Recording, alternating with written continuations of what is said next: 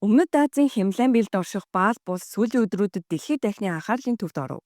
Тус улсад цахим сүлжээнүүдийг хориглосон шийдвэрийн дараа эхэлсэн эсэргүүцлийн жагсаал өргөжин тэлж улс орныг бүхэлдэн донслогсон Жин Зигийн бослого болон хувирлаа. Эсэргүүцлийн жагсаалд нийслэл Катманду болон бусад хотуудад хүчээ авч жагсагчид ерөнхийлөгчийн ордон, парламент, дээд шүүх, эрх баригч, Непалийн конгресс намын төв байр, хийлэн зочид буудал зэрэг чухал байгууламжуудыг галдан шатав. Үемээ самны үеэр 2000 гаруй хоригдол шоронгоос оргосон нөхцөл байдлыг улам хурцдаgjээ. Мөргөлдөөний үеэр 19 хүн амь өргөдөж 400 гаруй хүн шархтсан Баалбын сүүлийн 10 жилийн түүхэнд хамгийн том үемээ саманд тооцогдож байна.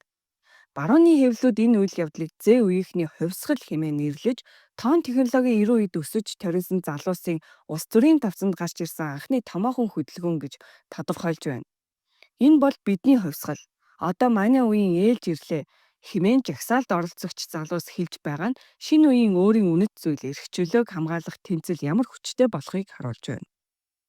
Жагсаалд оролцогчдын дийлэнх нь 13-аас 28 насны залуус бөгөөд тэд улс орныг хяналтандаа авч шин сонгуул явуулах, авилгын эсрэг бодит тэмцэл өрнүүлэхийг шаардаж буйгаа илэрхийлв. Үүнтэй зэрэгцэн сөрөг хүчний үндэсний ардчилсан нам парламентэд суугаа бүх 42 гишүүнээ огцруулж байгаагаа зарласан юм.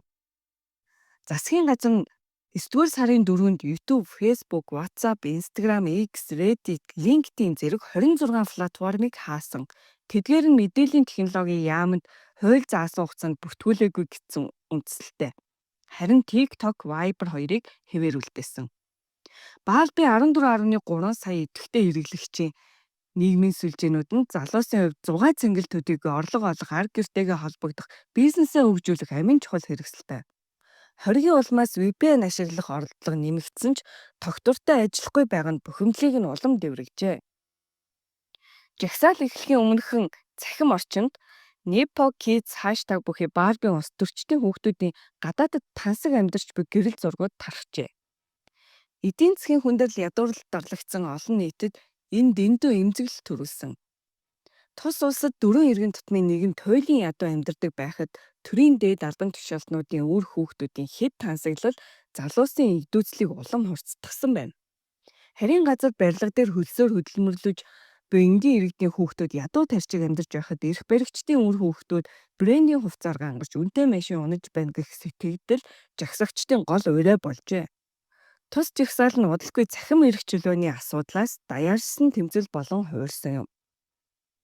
Засгийн газрын өндөр албан тушаалтнууд хүртэл жагсагчдын уур хилэнгийн бай болов. Сангийн сайд нь гудамжинд унаж олон нийтийн өмнө өшөглүүлсэн бичлэг цахим орчинд тархаж эсэргүүцлийг улам хүчрхэгжүүлв. Түүнчлэн ерөнхий сайд болон гадаад хэргийн сайд нарч халдлагад өртсөн тухай мэдээлэлүүд гарчээ. Баалбын нөхцөл байдал зөвхөн дотоодын хямрал бус бүс нутгийн тогтвортой байдалд ч сөргөөр нөлөөлөх эрсдэлтэй. Энэтхэг хил дээр өндөржүүлсэн бэлэн байдал зарласан бол Хятадын тал авдан мэдэгдэл хийхээс зайлсхийж байна. Гэвч энэ үйл явдал зөвхөн Баалбад бус бүс нутаг даяар залуу үеийнхний эрх чөлөө шудраг ёсны эрэлд дохио болж мэдэх нь тодорхой. Баалбад өрнөж буй үйл явдал бол цахим хоргийн эсрэгүүцэл гэхээсээ илүүтэйгээр шудраг ёсны төлөө тэмцэл, үе солигдлын тэмдэглэл юм. Энэ нь зөвхөн нэг улсын хувь заяа бус дэлхийд дахинд дижитал эрен төрсөн шинэ үеийн үеийг сонсох цаг ирснийг илтгэж байна.